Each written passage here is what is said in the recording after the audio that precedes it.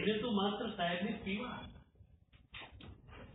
હું ઘણી વાર પૂછતો હોઉં છું, તમે પ્રવચન સાંભળો કે પી? પ્રભુએ પીવાના છે. યશુ વિજય નામની સંઘટના તો અહીંયા છે પણ ખતમ થઈ ગયેલી સંઘટના છે.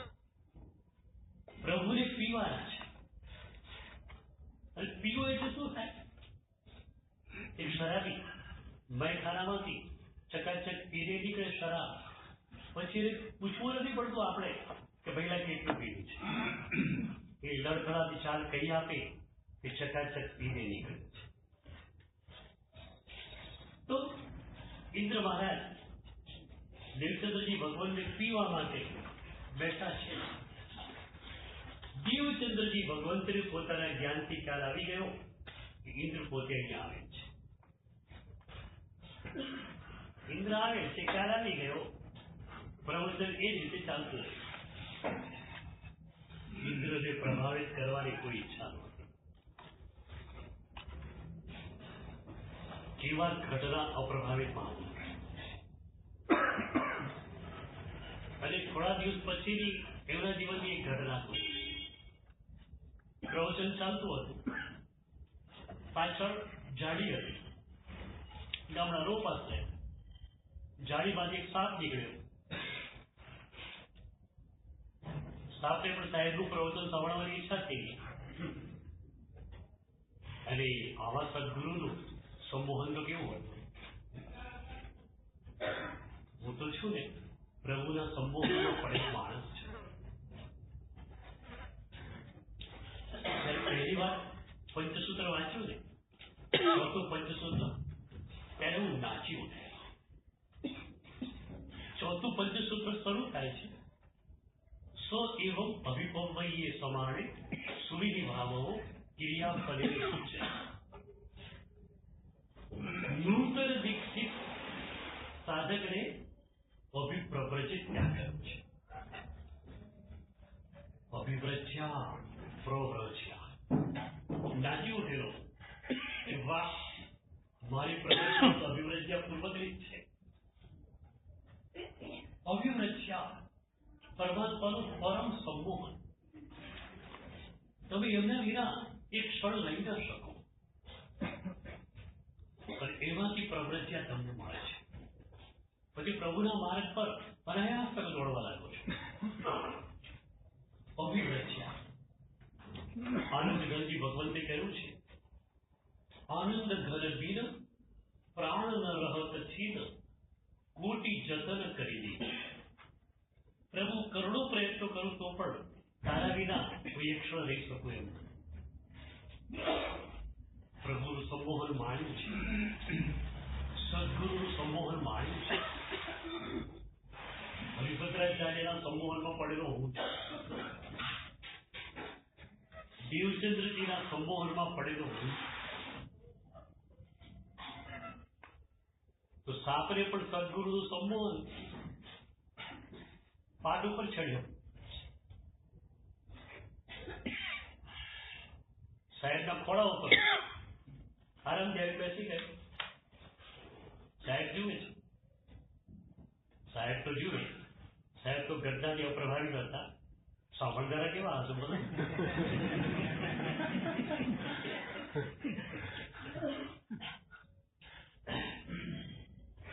સાંભળનારા એ સદગુરુના મુખને એવી રીતે જોઈ રહેલા હશે કે ખોળામાં આવેલા સાપને એમણે જોયો હતો. એટલી સાધક તરીકેની તમારી સજ્જતાની વાત આચાર્ય સૂત્રોમાં કરી પ્રભુએ પ્રત્યેકથી તમે તદ્દૃષ્ટિક હોવા જોઈએ. મંદિરમાં ગયા છો, માત્ર પ્રભુ તરફ તમારી નજર હોય. પ્રવચન ખંડમાં તમે આવ્યા છો, માત્ર સદગુરુના મુખને તમે જોયા કરો. પ્રભુને જોયા નથી આપણે, સદગુરુઓને પણ જોયા નથી. બોલો, તમને પૂછું, આટલા બધા સદગુરુઓને તમે જોયા, એમની મસ્તી, એમનો કેર તમને જોઈ ગયો? તમે પૂછશો સ્વામી સાતા શેરી, પણ તમને લાગશે કે અમને સાતા શું પૂછી શકાય, આ તો પરમ સાતામાં બિરાજમાન વ્યક્તિત્વ છે. તો શ્રોતાઓને કોઈને ખ્યાલ નથી આવતો કે સાપ આવી ગયો છે. સાહેબને ખ્યાલ છે, સાહેબ કે ભલે બેઠો. ધીરે કે પછી પ્રવચન પૂરું થયું, એ નીચે ઉતરી જાળીમાં સાપ જતો રહ્યો. આ ઘટના અપ્રભાવિતતાની વાતો આપણા હૃદયને પ્રભાવિત કરી જાય કે શું આપણે પણ આ હદે પરથી અપ્રભાવિત ન બની શકીએ? તો સીધું જ સૂત્ર આવશે, સ્વની અનુભૂતિ તો પરની અનુભૂતિનો ત્યાગ. અને આ જ વાત દેવચંદ્રજી મહારાજ સાહેબે ચોથા સ્તવનમાં કહી. ક્યું જાણું ક્યું બની આવશે અભિનંદન રસરી. મને પરમનો રસ ક્યારે મળશે? એક ઝંખના, બીજું કાંઈ જોઈતું નથી. માત્ર ને માત્ર પરમ રસ પીવા માટે આ જન્મમાં હું આવ્યો છું. ક્યું જાણું ક્યું બની આવશે અભિનંદન રસરી. પરમનો રસ મને સી રીતે મળશે? એ વખતે એમણે પરમના રસ્તે પીવા માટેની એક મજાની યુક્તિની વાત કરી છે. ઉદ્ગલ અનુભવ ત્યાગથી કરવી જસુ ફરતી. દેવચંદ્રજી મહારાજ પ્રતીતિની દુનિયાના માણસ છે, અનુભૂતિની દુનિયાના માણસ છે. પેલો કે મારે પરમ રસ પીવો છે, જોડાઈ દો. અને એ લયમાં હું ઘણી વાર કહું છું, હી ઇઝ એવર રેડી. પરમાત્મા હંમેશ માટે તૈયાર છે. We are also ready. But are you ready? સદગુરુ તમને પરમ રસ પાવા માટે આતુર છે, તમે પીવા માટે આતુર છો? હું તો ઘણી વાર મારી વાચનાઓમાં કહું છું કે સદગુરુ ચેતનાને તમે કેટલી રાહ જોડાવશો, કેટલી રાતો જોડાવો, સમજ્યા? કેટલા જન્મથી સદગુરુ ચેતના તમારી પ્રતીક્ષા કરી રહી છે. He is waiting for you. મારા અને તમારા જીવનમાં ઘટેલી એક ઘટનાની વાત કરું. 400, 500 કે 600 જન્મ પહેલા આ ઘટના ઘટેલી. આપણે બિલકુલ કોરી શ્રેષ્ઠ છે. અને એ વખતે એક સદગુરુના ચરણોમાં બેસવાનું આપણને સૌભાગ્ય મળ્યું. સદગુરુ આપણા તરફ ખુલતા એમના બે જ કાર્યો છે. આપણને પરમ ચેતનાને પામવાની પ્યાસ નથી જાગી તો પ્યાસ જગવી દે, અને આપણને પ્યાસ જાગેલી હોય તો પરમ ચેતના સાથે આપણું વિલન કરાવી. સદગુરુના તમારી તરફ ખુલતા બે જ કાર્યો છે. બીજા બધા કાર્યો મેનેજમેન્ટના લેવલના તમારા છે, એની જોડે અમારે કોઈ સંબંધ નથી. ઉપકાર કરાવવાના છે, ભાઈઓને ક્યાં રાખવા, બહેનોને ક્યાં રાખવી, મેનેજમેન્ટ વાળાને પૂછો, અમને નહીં પૂછો. અમારે તો માત્ર જે લોકો આવેલા છે એમને પરમ રસ પાવો છે. બીજું કોઈ ઘટના અમારી પાસે છે નહીં, હોઈ શકે પણ નહીં. તો એવા સદગુરુના ચરણોમાં બેસવાનું આપણને સૌભાગ્ય મળ્યું. અને સદગુરુએ પરમ ચેતનાના પરમ સંમોહનની મજાની વાતો કરી. પરમાત્મા આવા છે, પરમાત્મા આવા છે, પરમ ઐશ્વર્યની વાતો. અને આપણે વેરી ફર્સ્ટ ટાઈમ પરમાત્માના સંમોહનમાં પડ્યા. આવા પરમાત્મા હોય તો મને ન મળે. અને એ ક્ષણે આપણે પ્રભુને પ્રાર્થના કરી કે પ્રભુ તું શું મને ન મળે? આ એક ક્ષણની પ્રાર્થના ઉપર પ્રભુએ આપણે પસંદ કર્યા. પ્રભુએ પસંદ ન કર્યા, પણ ઇનિશિયલ સ્ટેજનું કામ ગુરુ ચેતનાનું હતું. એટલે પરમ ચેતનાએ ગુરુ ચેતનાને સંદેશો આપ્યો કે I have selected him, I have selected her. મેં એને પસંદ કરેલ છે, હવે તમે કામ શરૂ કરો. ગુરુ ચેતનાને પણ ખ્યાલ હતો કે શું કરવાનું છે. પરમાત્મા વરસી જ રહ્યા છે. એવું એક ક્ષણ નથી, એવું ક્ષણાર્થ નથી કે પ્રભુની કૃપા દ્વારા ન વરસતી. તો વરસવાનું કામ સદગુરુ ચેતનાએ કરવું નથી. તો સદગુરુ ચેતનાએ શું કામ કરવું છે? તમારા હૃદયને નિર્મળ બનાવવાનું કામ કરવાનું છે. ગ્લાસ ટોચ સુધી ધૂળથી ભરાયેલો હોય, એમાં પાણી નાખશું તો સિવાય કીચડ શું? એમ વિષય કસાઈને અહંકારથી હૃદયનું પાત્ર છલોછલ ભરાયેલું હોય, પ્રભુની કૃપા વરસશે તો પણ શું થશે? એટલે સદગુરુ ચેતનાએ આપણને શુદ્ધ બનાવવા માટેની મહેનત શરૂ કરી. અને એમણે બહુ સરસ વાત કરી કે બેટા, તું નિમિત્ત નિમિત્ત નિમિત્ત શું કરે છે? નિમિત્ત જેવું તો કઈ છે નહીં. તારું ઉપાદાન અશુદ્ધ છે, માટે તું નિમિત્તને પકડી લે છે. હું ઘણી વાર એક સ્ટેટમેન્ટ આપું છું કે ભક્તની ડિક્શનરીમાં પાને પાને નિમિત્ત શબ્દ છે.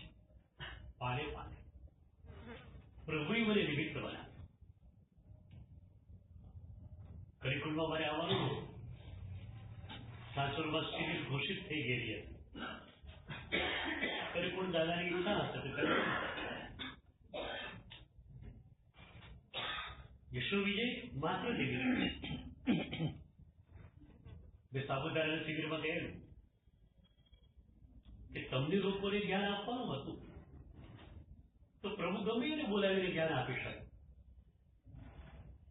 યશુ વિજયને પ્રભુએ પસંદ કર્યો એ પ્રભુની કૃપા છે.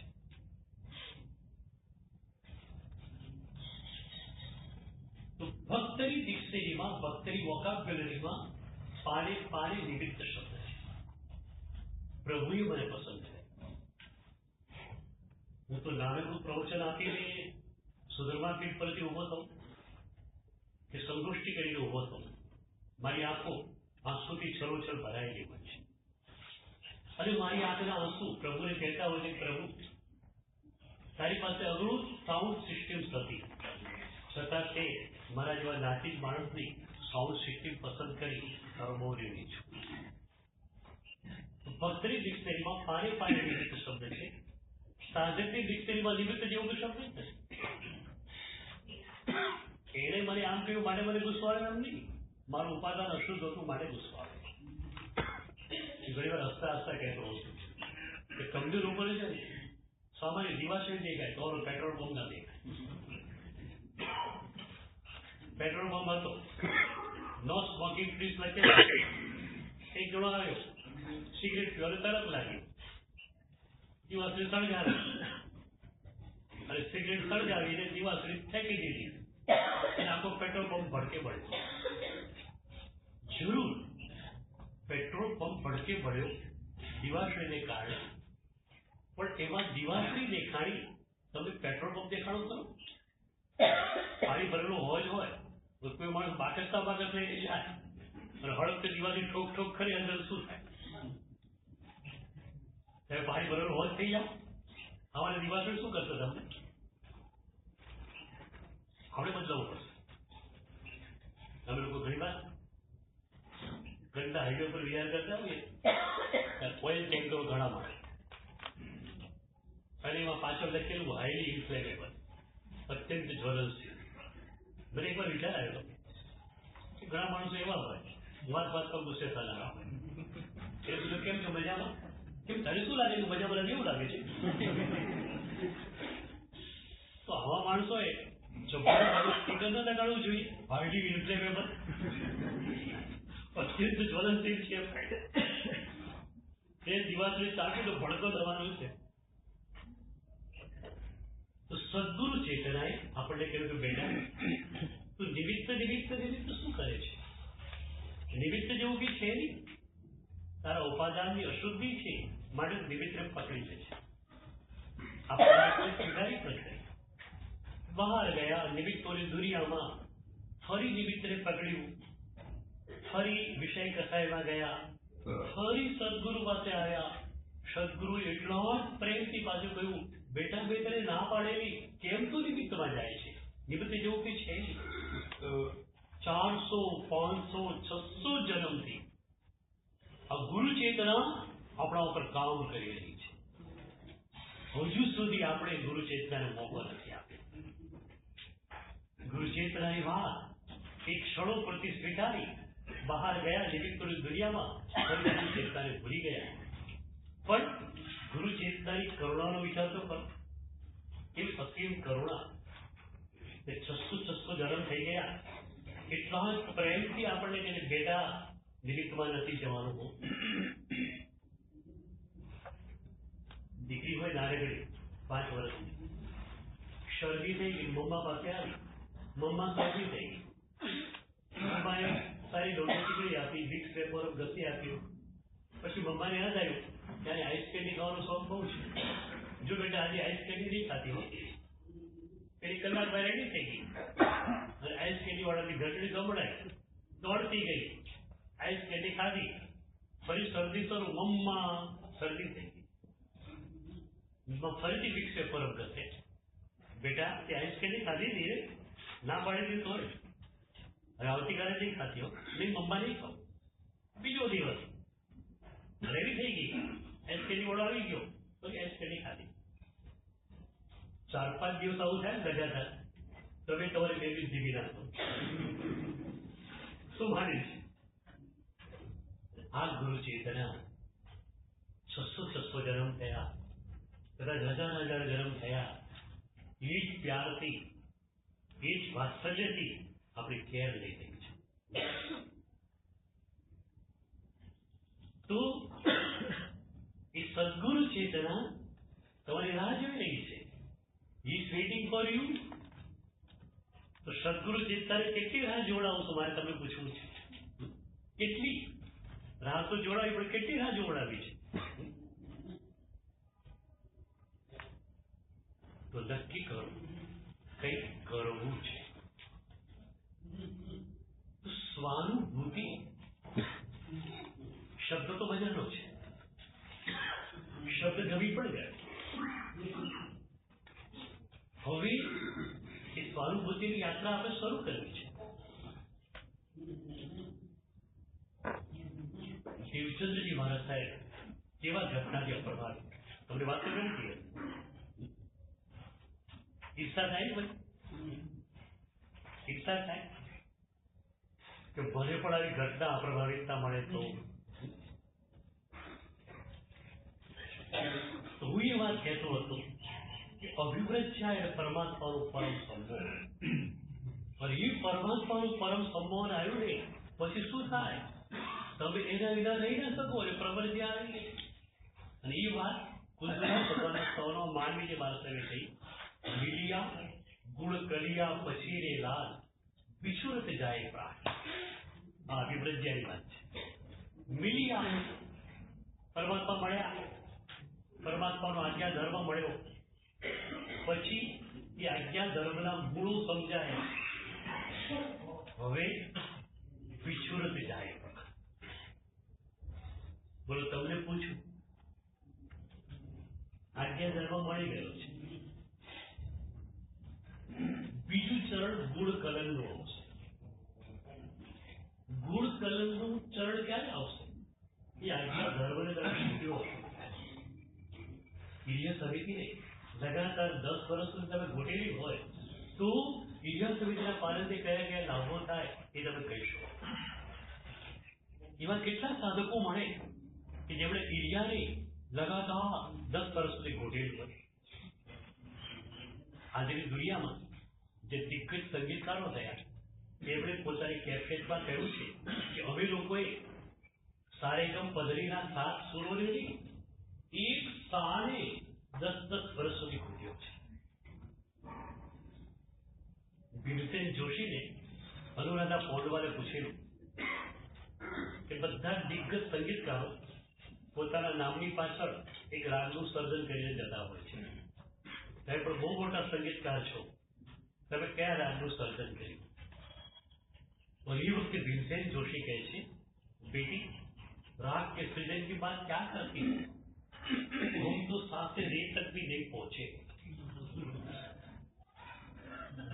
આટલો બધો દિગ્ગજ સંગીતકાર કહે છે हम तो साफे रे तक भी नहीं पहुंचे, रात के सृजन की बात क्या करती हो? ઈડિયાને ઘૂંટો, ગુપ્તીઓને ઘૂંટો, પછી શું થશે? વિછુરત જાય. પછી એ આજ્ઞા ધર્મ વિના તમે એક ક્ષણ રહી ન શકો. આ અભિવ્રજ્યા છે. આ અભિવ્રજ્યા આવે તો પ્રવ્રજ્યા બહુ જ સરળતાથી આવી જાય. તો પંચસૂત્રમાં આ વાત કરી. સો એવમ અભિપવ્યે પ્રમાણે સુવિહિ ભાવો ક્રિયા પરેણ અભિપ્રવર્જિત હોય સાધન. તો પરમાત્માના સંમોહનમાં આપણે છીએ, સદગુરુના સંમોહનમાં આપણે છીએ. હવે આપણને શું ગમે? બોલો. પ્રભુને ગમે એટલે મને ગમે. તમને શું ગમે? ઘણી વાર પૂછ્યું, અત્યાર સુધી અનંતના જન્મોથી આપણે એક રેકોર્ડ વગાડી હતી, મને આ ગમે, મને આ ન ગમે, મને આ ફાવે, મને આ ન ફાવે. હવે કાનો ઉમેરી દેવાનો, માને આ ગમે, પ્રભુ માને આ ગમે, એક કાનો ઉમેરી દેવાનો. મુંબઈમાં એક સારિકા માતા મને મળેલી, એમણે બહુ સરસ વાત મને કરેલી. એમણે કહ્યું, ગુરુદેવ, લગ્ન પહેલા ડ્રેસીસનો બહુ જ શોખ મને હતો, બહુ જ કિંમતી ડ્રેસીસો પહેરતી. લગ્ન થયા અને શ્રાવકજી એકવાર મને કહ્યું કે તું સાડી પહેરે તો સારું, આપણો આર્ય પોશાક સાડી છે. મારા મનમાં એક વાત જાગી ગઈ કે મારા પતિને આ ગમે છે. ભારેમાં ભારે બધા ડ્રેસીસ પેટીમાં પુરાઈ ગયા અને સાડી પહેરવાની શરૂ થઈ. મારા પતિને આ ગમે છે. મને શું ગમે છે એનું મહત્વ હવે નથી, એમને શું ગમે છે એનું મહત્વ છે. તમારા માટે આવું છે ને? અને એક વાત તમને કહું, સદગુરુ ચેતનાનો વાસ્તવિક પ્રવેશ તમારા જીવનમાં ક્યારે થાય? જ્યારે તમે નક્કી કરી કે પ્રભુને ગમે એવું કરવું છે. તો પ્રભુને શું ગમે એનો ખ્યાલ આવતો નથી. તો ચાલો સદગુરુદેવને પૂછી લઈએ કે હું કઈ રીતે જીવન જીવું તો પ્રભુને ગમશે. પ્રભુને રીઝવવાનો વિચાર આવ્યો, પ્રભુને ગમે એવું કરવાનો વિચાર આવ્યો, એ પછી સદગુરુ ચેતનાનો પ્રવેશ તમારા જીવનમાં થશે. તો સ્વાનુભૂતિ ગમી ગઈ, અભિપ્રજ્ઞા થઈ ગઈ તો પ્રવ્રજ્ઞા જવાની છે. પરમાત્માનું પરમ સંમોહન આવી ગયું તો પરમાત્માને જે ગમે છે સ્વાનુભૂતિ આપણને ગમવાની છે. હવે આપણે શરૂઆત કરીએ સ્વાનુભૂતિ યાત્રા. 3 સેશન તો માત્ર એપિડાઇઝર જેવા જ થયા આપણા. તમે લોકો એવું જ કામ કરો, પાર્ટીમાં પહેલા એપિડાઇઝર આપો, ફ્રૂટ જ્યુસ, ભૂખ ઉગડી જાય. મારે પણ પહેલા જ કામ કરવાનું હતું કે સ્વાનુભૂતિ માટેની તમારી ભૂખ ઉગડે, ઝંખના તીવ્ર બને. ઝંખના જો તીવ્ર બની ગઈ હોય તો માર્ગ અઘરો ક્યારે પણ નથી હોતો. માર્ગ અઘરો એને જ લાગે જેની પાસે ઝંખના હશે. જેની પાસે પણ ઝંખના છે એના માટે માર્ગ ક્યારે અઘરો હોતો નથી. તો 5મી દૃષ્ટિમાં સ્વાનુભૂતિ છે. દેવચંદ્રજી મહારાજ સાહેબની જે પરમ ઉદાસીન દશાની મેં વાત કરી, એ ઉદાસીન દશા 6ઠી દૃષ્ટિમાં મળતી છે. પણ આપણે 1 થી 5 દૃષ્ટિનો એક ક્રમ આ માત્ર શ્રેણીમાં લઈ લીધી. શરૂઆતમાં પહેલી દૃષ્ટિ મિત્રા દૃષ્ટિ. એ મિત્રા દૃષ્ટિમાં આવેલો સાધક મૈત્ર સાધક ગણાય. મૈત્ર યોગી કેટલું પ્યારું તમને વિશેષણ મળી જાય. મૈત્ર સાધક બની જાઓ તો કે મૈત્ર યોગી બની જાઓ. મિત્રા દૃષ્ટિમાં જે ગુણ વૈભવની વાત કરી છે એ પૈકીના 2 ગુણો આપણે પ્રતિનિધિ રૂપે ચર્ચવા છે. ગુણાનુરાગ અને નિર્મળ ચિત્ત. પહેલું ગુણાનુરાગ. વિચાર કરો, વૈભત્ર સૂર્ય મહારાજ સાહેબે શરૂઆત ક્યાંથી કરી છે? ગુણાનુરાગથી શરૂઆત કરી છે. બીજાના ગુણો જોઈને તમે ખુશ થઈ જાઓ. મારી દૃષ્ટિ આ પ્રાયશ્ચિત છે,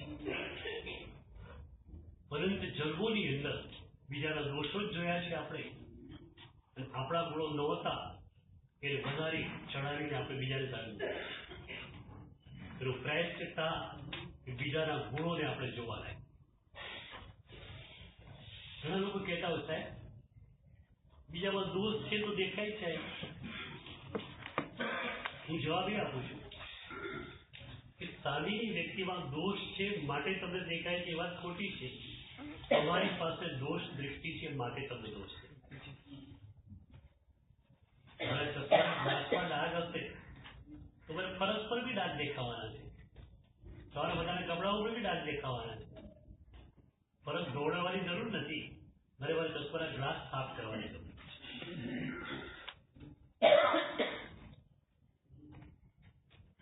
મારી દૃષ્ટિએ બધા જ આત્માઓ તમને સારા જ લાગે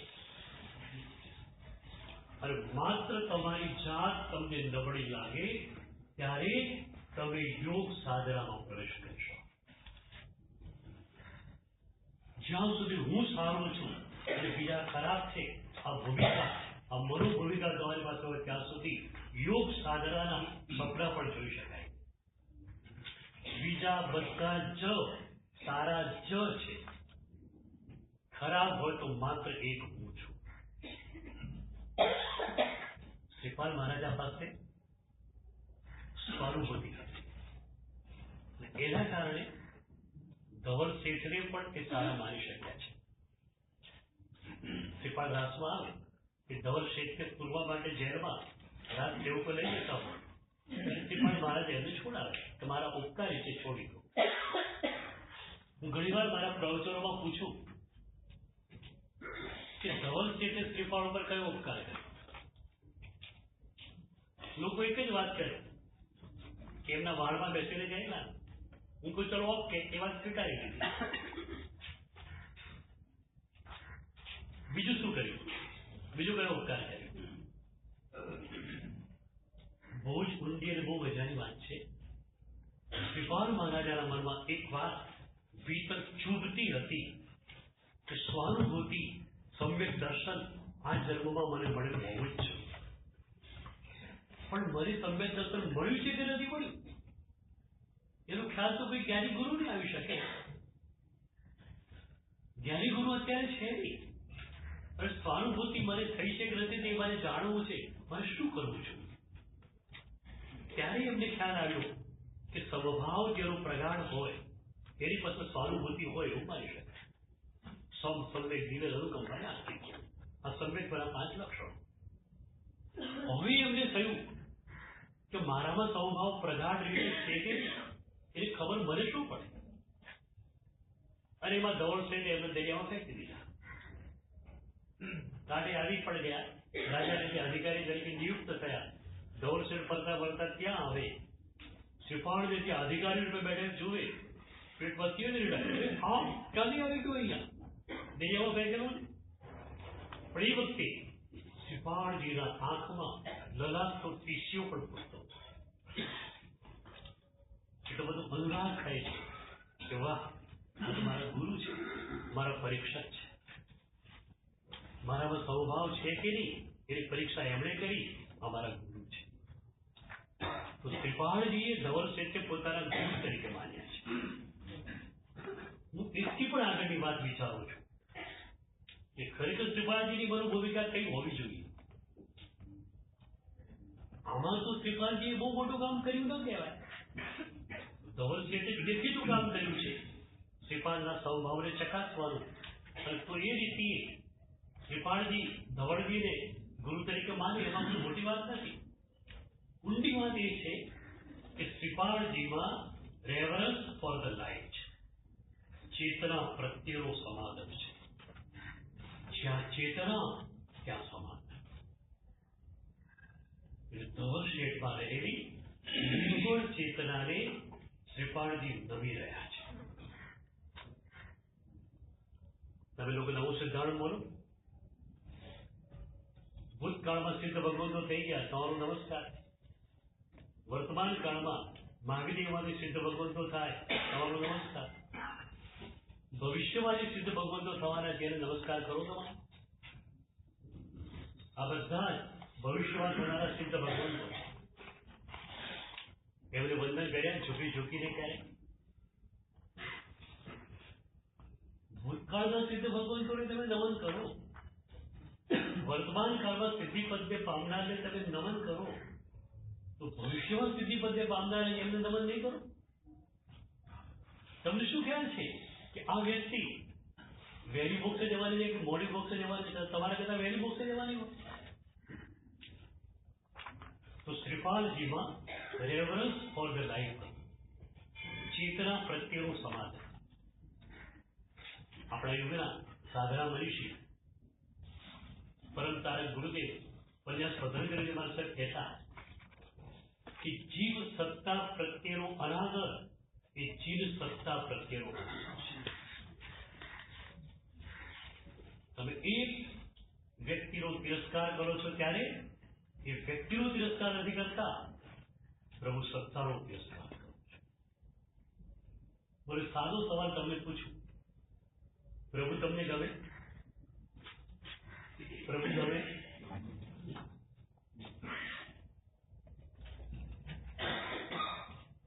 પ્રભુને જે ગમે એ તમને ગમે? પ્રભુને આખી જીવ સૃષ્ટિ ગમતી હતી. હજુ આખી જીવ સૃષ્ટિ તમને ન ગમે, અમુક જોડે તમને પ્રેમ છે, અમુક જોડે તમારી શત્રુતા છે, તો તમે પ્રભુને ચાહ્યા છે એમ કેવી રીતે કહી શકાય? પ્રભુ તમને ગમે તેનો મતલબ એ રહ્યો કે પ્રભુને જે ગમે એ તમને ગમે. એક સાધુએ પ્રભુને ચાહ્યા છે એમ કહી શકાય, એક સાધ્વીજીએ પ્રભુને ચાહ્યા છે એમ કહી શકાય. કારણ હવે એ ચોઇસલેસ બની ગયેલ છે. એટલે મારી કોઈ ઈચ્છા નથી, મારી કોઈ ઝંખના નથી, મારી કોઈ મહત્વાકાંક્ષા નથી, મારા ભગવાનને જે ગમે મને ગમે. તો પ્રભુ ગમે, પ્રભુને ગમે તમને ગમે કે ના ગમે? તો ગુણાનુરાગથી શરૂઆત થાય છે. હવે ખ્યાલ આવ્યો બીજામાં દોષો કેમ દેખાય છે? એનામાં દોષો જે માટે નહીં, એનામાં દોષો ઘણા બધા છે. તમારી પાસે દોષ દૃષ્ટિ છે માટે તમને દોષો દેખાય. હવે બીજી વાત કરું, તમારું મન તમારી જોડે કેવું ચીટિંગ કરે છે. કોઈના દોષો જોયા જોવાના જ નથી તમારે. એક સદગુરુ અને એક કલ્યાણ મિત્ર, આ સિવાય ત્રીજા કોઈને કોઈના પણ દોષો જોવાનો અધિકાર પ્રભુએ નથી આપ્યો. સદગુરુની એક ફરજનો ભાગ છે એમાં રહેલા દોષોને જોશે. તમારું કલ્યાણ મિત્ર હોય, તમે કીધેલું હોય કે મારામાં દોષો દેખાય તો મને કહેજે, તો કલ્યાણ મિત્ર તમારા દોષોને જોઈ શકે. સદગુરુ અને કલ્યાણ મિત્ર સિવાય કોઈને પણ તમારા દોષો જોવાનો અધિકાર નથી. છતાં તમે જોઈ લીધો, માની લીધો. દોષ જોઈને તમે ઘૃણા કરો છો, આ તો ક્રોધી છે, આ તો આવો છે, આ તો આવો છે. તમારું મન તમારી જોડે કેવું ચીટિંગ કરે છે ખ્યાલ આવ્યો? તમારો સંબંધી હોય, સ્વજન હોય, હૃષ્ટપુષ્ટ એવું શરીર છે, તમે સાંભળો કે એને કેન્સર થયું છે, 3rd સ્ટેજમાં છે. આ સાંભળ્યા છે તમારું સંવેદન કેવું? અરે એને કેન્સર થયું. એક સંવેદનાત્મક તમારો પ્રતિભાવ હશે તો એને કેન્સર થયું, એમાં તમારો સંવેદનાત્મક પ્રતિભાવ છે. આને ક્રોધ થયો એવું સાંભળ્યું, ભાવનાત્મક પ્રતિભાવ ક્યાંથી આવ્યો? આને દોષોનું કેન્સર થયું. અરે આવા આત્મામાં ક્રોધ ઉત્પન્ન થયો, ભાઈ મારે તો સાવધાન થઈને રહેવું જોઈએ. આવા ગુણીઓના આત્મામાં ક્રોધ આવે તો મારામાં કેમ નહીં આવે? એટલે ખરેખર દોષોને આ રીતે આપણે જોયો નથી. એનું કારણ શું છે? કારણ છે જીવ દ્વેષ. સાધના મનીષી પન્યાસ પ્રવર ગુરુદેવ ભદ્રેન્દ્રજી માલકર કહેતા કે પ્રભુના બે મોટા અપરાધો આપણે કર્યા છે. જળ પ્રત્યે આદર કર્યો, જળ પ્રત્યે રાગ કર્યો, ચેતના પ્રત્યે તિરસ્કાર કર્યો. આ આપણે પ્રભુના બે મોટા અપરાધો કર્યા છે. કેન્સર થયું છે ત્યાં સંવેદનાત્મક પ્રતિભાવ તમારો છે, પેલાને ક્રોધ થયો સામે ત્યાં તમારો ઘૃણાત્મક પ્રતિભાવ આવે છે. મતલબ શું થયું? ત્યાં જીવ દ્વેષ તમારો જે છે તે બહાર આવી જાય છે. જળ પ્રત્યેનો રાગ જે છે ત્યાં ઉદાસીન ભાવને લાવવા છે, અને ચેતના પ્રત્યે તિરસ્કાર છે ત્યાં ગુણાનુરાગ, ત્યાં મૈત્રી ભાવના આપવો છે.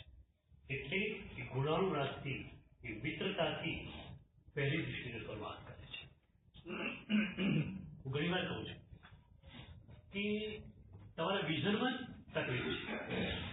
મિત્ર દૃષ્ટિમાં તમે આવશો ને, વિઝન સ્પષ્ટ થઈ જશે. અત્યારે વિઝન જ તમારું અસ્પષ્ટ છે.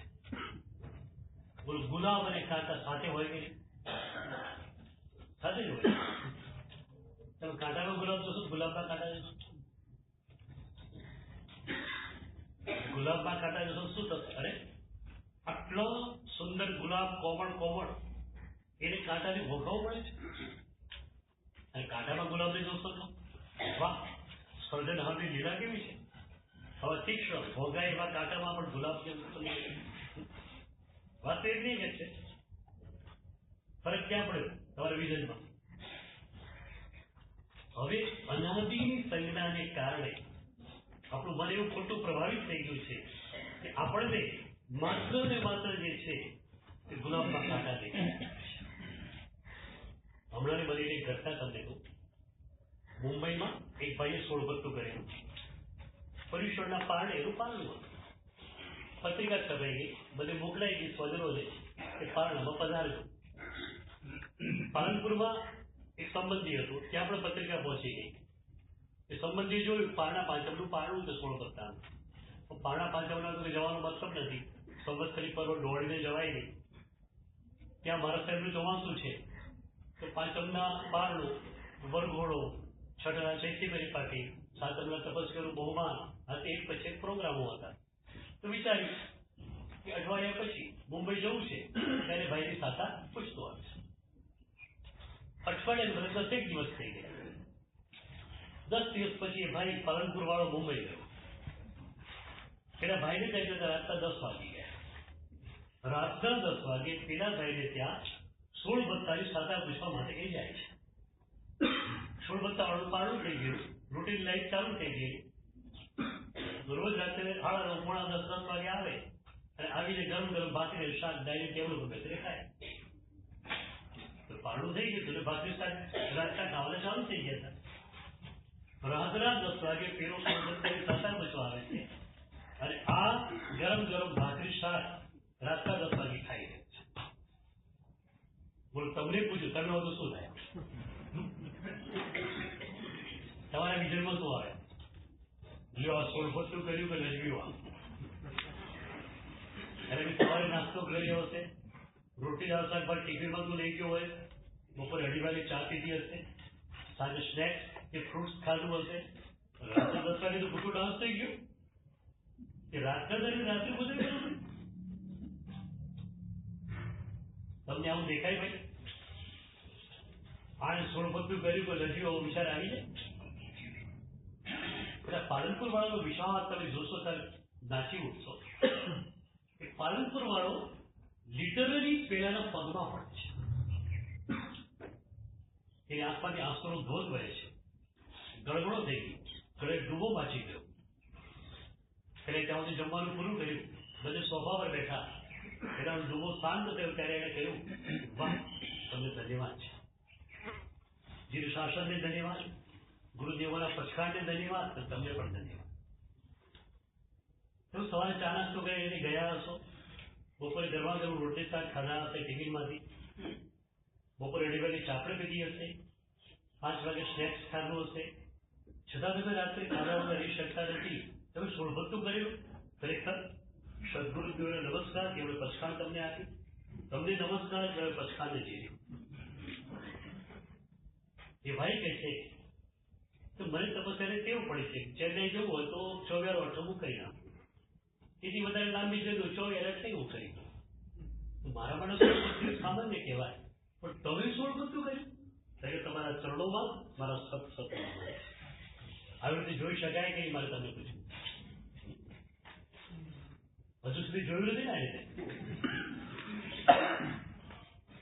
તો મિત્ર દૃષ્ટિમાં જો તમે આવો તો તમારે ગુણાનુરાગ પહેલા નંબરમાં જોઈશે. શાસ્ત્રીય શબ્દ ક્યાં છે? હીન ગુણ અદ્વેષ. શાસ્ત્રીય પરિપાટીને ચર્ચું તો ચરમાવર્તની અંદર મુક્તિ અદ્વેષ હોય છે. આપણા લોકો શું માની લેશે? મુક્તિ અદ્વેષ, મને તો મુક્તિ પ્રત્યે અનુરાગ છે. પણ મુક્તિ અદ્વેષનો અર્થ દ્વાત્રિશેકમાં ઉપાધ્યાય યશોવિજય મહારાજે મુક્તિ માર્ગમાં પ્રસ્થિત સાધકો પ્રત્યેના અદ્વેષ તરીકે પણ કર્યું છે. ચરમાવર્તમાં તમે આવેલા હો તો મુક્તિ માર્ગ તરફ જનારા એક પણ સાધક પ્રત્યે તમને દ્વેષ ન થાય. એ સાધકોના ગુણો પ્રત્યે તમને માત્ર ને માત્ર અનુરાગ છે. ચરમાવર્તમાં રીતની પહેલી મિત્રા દૃષ્ટિમાં આવેલા હીન ગુણ અદ્વેષ. હવે પછી તમારી ઉતરતી કક્ષાનો હોય કે કોઈ પણ વ્યક્તિત્વ હોય, એનામાં રહેલા ગુણ પ્રત્યે તમને માત્ર ને માત્ર અનુરાગ થાય. આ ગુણાનુરાગ તમારી પાસે આવેલો હોય તો જ તમે માની શકો કે તમે મિત્રા દૃષ્ટિમાં આવેલા છો. એક બહુ મજાની વાતો ઘણી વાર કહેતો હોઉં છું કે હરિભદ્ર સ્તુરી મહારાજ સાહેબને ઊંડાણથી આપણે જોવા પડશે. એમની પાસે એક મનોવૈજ્ઞાનિક ઊંડાણ છે. પરિધાન વગરની ક્રિયાઓ દ્રવ્ય ક્રિયા કહેવાય. આપણે બધી ક્રિયા પરિધાન વાળી હોવી જોઈએ. કોઈ પણ આચાર્ય ભગવંતની વ્યાખ્યા કરી હોય કે પરિધાન એ રીતે વ્યાખ્યા આપે કે તે ક્રિયામાં તમારા મનનું જોડાણ કે પરિધાન. હરિભદ્ર સ્તુરી મહારાજે પરિધાનની એ વ્યાખ્યામાં એક વાત ઉમેરી. હીન ગુણ દ્વેષા ભાવ પરોપકાર વાસના. એમણે ઊંડાણથી જોયું કે આનું પરિધાન થતું કેમ નથી, આનું મન તે ક્રિયામાં રહેતું કેમ નથી, ક્યાં ભાગી જાય છે મન? બે કારણો એમને જડ્યા. એક તો બીજાના દોષો જોવામાં એની દૃષ્ટિ જાય છે. તમે સામાયિક કરતા હો કે ખવાસો દેતા હો, પેલા એક ખવાસાનું આમ દીધું કે તારે જોવાની ક્યાં જરૂરિયાત છે? હોસ્પિટલમાં ગયા હોય, જનરલ વોર્ડમાં તમે હો, પેલા દર્દી આમ કર્યું, પેલા દર્દી આમ કર્યું, એવું તમે કહેવાનું. મેડિકલ સુપરવિઝનમાં છે, ડોક્ટરો જોઈ રહ્યા છે, તમારે જોવાની જરૂરિયાત ખરી? પેલા એક ખવાસાનું આમ દીધું, પેલા જે વેલેમાં હાથ આમ નહીં કર્યા, એટલે તારે જોવાની ક્યાં જરૂરિયાત છે? એ પણ સદગુરુ સુપરવિઝનમાં છે. સદગુરુ જોશે તો તારું સંભાળે. પણ બીજાના દોષો જોવામાં આપણા મનની સ્થિરતા જે છે તે જતી છે. એટલે એમણે હીન ગુણ દ્વેષાભાવ કહ્યું. અને બીજી વાત કહી કે સ્વાર્થી વાસનાથી તમારું મન ઘેરાયેલું છે. જ્યાં ને ત્યાં આ મને અનુકૂળ છે, આ મને પ્રતિકૂળ છે. અનુકૂળ છે તો જરા સાચવી લો, પ્રતિકૂળ છે તો કઈ વાંધો નહીં, ધક્કો મારી દો તો વાંધો નથી. આ સ્વાર્થી વાસનાને કારણે તમારું મન અસ્થિર રહે છે, તે પરિણામ કરી શકતા નથી. હું ઘણી વાર પૂછું કે તમે લોકોએ દુનિયાને બે ભાગમાં વહેંચી નાખી, સારા માણસો અને ખરાબ માણસો. પણ તમારી વ્યાખ્યા બહુ મજાની છે. સારા માણસો કોણ? તમારા અહંકારને પંપાડે તે સારા માણસો, અને તમારા અહંકારને ખોતરે તે ખરાબ વ્યક્તિ. દુનિયાનું કેન્દ્ર બિંદુ તમે છો. શું માનો છો તમે દુનિયાનું કેન્દ્ર બિંદુ છો કે તમને અનુકૂળ હોય તે બધા સારા થઈ જાય? જાદુ લાગે રાખો છો કે તમને પ્રતિકૂળ બધા ખરાબ થઈ જાય? એ વ્યક્તિ તેના ગુણોને કારણે ઊંચો છે. મને અનુકૂળ છે માટે સારો, મને પ્રતિકૂળ છે માટે ખરાબ. આ અનંત જન્મોથી ચાલી આવતી આપણી ભૂલ છે. એ ભૂલનું પ્રાયશ્ચિત કરવું છે. હવે પ્રાયશ્ચિત એ નહીં કરવાનું, બધાને સારા. હું ઘણી વાર કહેતો હોઉં છું શબ્દ છે ને વાપરો ક્યારે તો મને તો છે ને બહુ ગુણાનુરાગ થયા, ફલાણાના ગુણો ઉપર બહુ અનુરાગ થાય. એટલે ઊંડાણથી જોજો એ ગુણાનુરાગ ખરેખર તમારો સાચો છે કે તમારો વહેમ છે. ઘણી વાર વહેમ જ હોય છે. તમે કહો છો મને ફલાણા ભાઈના ગુણો પર બહુ અનુરાગ છે, એના ગુણો પર અનુરાગ કેમ થયો? ઊંડાણથી શું એ ભાઈ તમને સારા માને છે માટે તમે એ ભાઈને સારા માનો છો, એ ભાઈને તમે સારા માન્યા માટે એનામાં રહેલા ગુણો પ્રત્યે અનુરાગ તમને. એ ભાઈ સારા કેમ? તમને સારા માને છે માટે. પણ એ સારા થઈ ગયા છે એનામાં રહેલા ગુણો એ તમને ગમે. તો તમને ગુણો ગમે તમારો અહંકાર ગમે. તમને ગમ્યું શું? ગુણો ગમ્યા તમારો અહંકાર ગમ્યો. તો હરિભદ્ર સુરી મહારાજ સાહેબ સ્પષ્ટ રીતે કહે છે કે ગુણાનુરાગ ન આવે, શીલગુણ અદ્વેષ ન આવે ત્યાં સુધી મિત્ર દૃષ્ટિમાં તમને પ્રવેશ નહીં. આપણી આખી મનોભૂમિકા બદલાઈ જવી જોઈએ. બધા જ ગુણિયલ આત્મા છે, નિર્ગુણ હોય તો એકમાત્ર હું છું. સુરદાસજી જેવા સંત શું કહે છે? મોહ સમ કોર કુટિલ ખર કામી, ચિર તરુ દિયો સોહી વિસરાયો એસો નિમક હરામી. મોહ સમ કોર કુટિલ ખર કામી, મારા જેવો વાંકો લુચ્ચો સેક્સી માણસ પણ તેથી પણ અપરાધ મોટો વધુ શું કર્યો પ્રભુને? ચિર તરુ દિયો સોહી વિસરાયો એસો નિમક હરામી. જે પ્રભુએ મને આ જન્મમાં મોકલ્યો એ પ્રભુએ શું બોલી ગયો? મારે જો જીવન હરામી કોણ?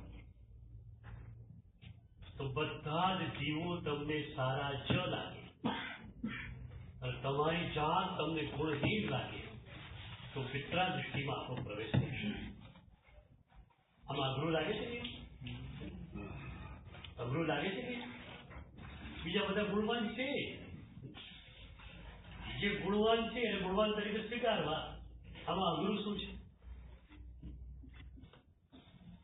બધા જ આત્માઓ ભવિષ્યના સિદ્ધ ભગવંતો કરાય. મારે તમને થોડું ખ્યાલ છે કે આ ભવિષ્ય આત્મા છે સિદ્ધમાં નથી જવાનું, આપણે એમ જ માનીએ. તો પછી એ બધા પ્રત્યે ગુણાનુરાગ આપણે ના થાય.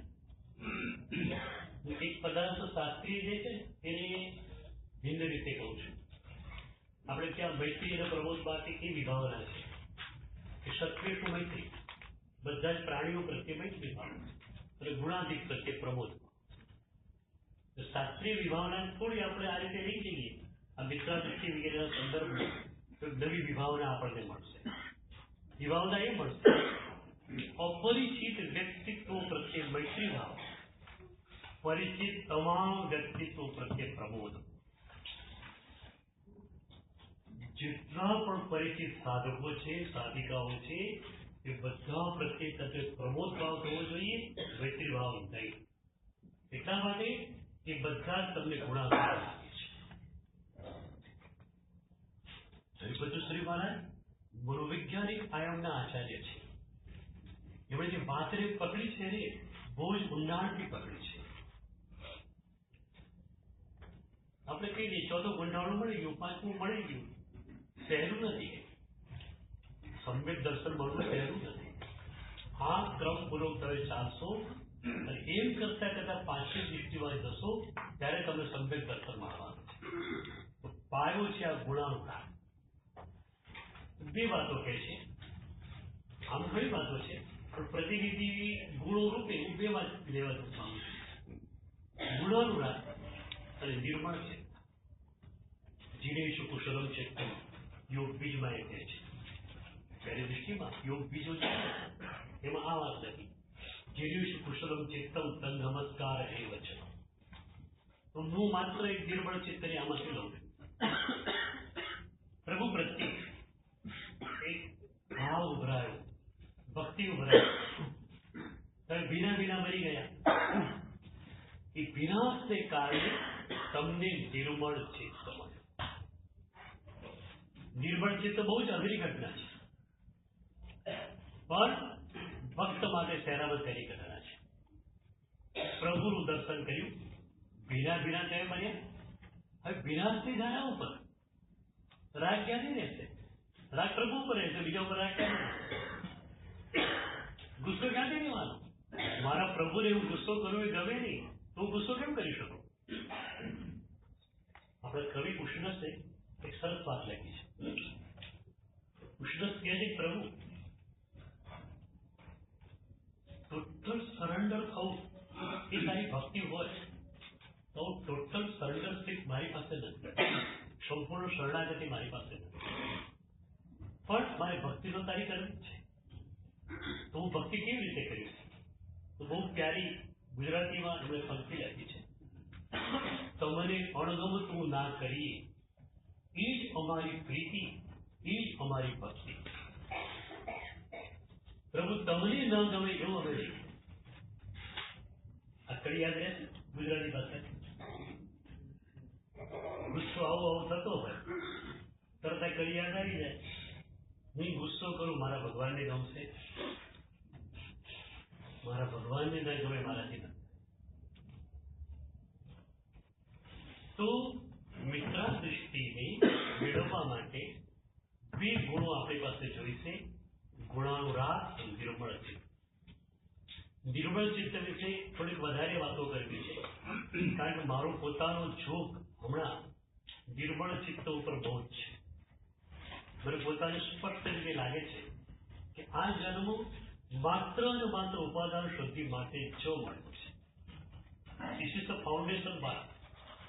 એક પાયાનો જન્મ છે અને આ જન્મમાં ઉપાદાન શુદ્ધિ આપણે કરવી છે. નિર્મળ હૃદય, નિર્મળ ચિત્ત આપણે પ્રાપ્ત કરવું છે. જ્યાં સુધી નહીં થાય ત્યાં સુધી આગળના ગુણો આપણને મળવાના નથી. તમારું ચિત્ત જ નિર્મળ નથી, તમે ગુણાનુરાગ કઈ રીતે કરશો? તમે બીજા ગુણોને કઈ રીતે પ્રાપ્ત કરી શકશો? તો ગુણાનુરાગ પછી નિર્મળ ચિત્ત. અને બંને ગુણોને એકમાં સમાવીએ તો ગુણાનુરાગ પણ નિર્મળ ચિત્તની અંદર આવી જશે. એટલે નિર્મળ ચિત્ત વિના ગુણાનુરાગ સંભવતો નથી. તો નિર્મળ ચિત્ત એ આપણી સાધનામાં છે. એ નિર્મળ ચિત્ત એટલે શું અને એ કઈ રીતે મળે પ્રેક્ટિકલી, એ બંને વાતો કાલે સવારના સેશન. નિર્મળ ચિત્ત એટલે શું અને નિર્મળ ચિત્ત મળે છે પ્રેક્ટિકલ એપ્રોચ વર્તમાન યુગના અભ્યાસનો છે એ તમે બતાવી કે વર્તમાન યુગનો અભ્યાસ તમે કરો તો નિર્મળ ચિત્ત એકદમ સહેલાઈથી તમને મળે. ત્યારે સાંજે 5 થી 6 ચોવિહાર, ત્યારબાદ 6:45 વાગે દેરાસરજીમાં ભક્તિ, પૂજ્ય ગુરુદેવ ભક્તિ લે ત્યારે આપણે સાથે ઝીલાવી શકીશું. ત્યાર સુધી મૌન આપ છોડી શકશો. અને ત્યારબાદ સાંજે 7:30 થી 8:30 વ્યક્તિગત સાધના અથવા પ્રતિક્રમણ. બહેનો માટે આંબેલશાળાની ઉપરના આંબેલશાળાના ઉપરના હોલમાં સાધુજી ભગવાનનું પ્રતિક્રમણ કરાવશે. આવતીકાલ સવારના 5 થી 6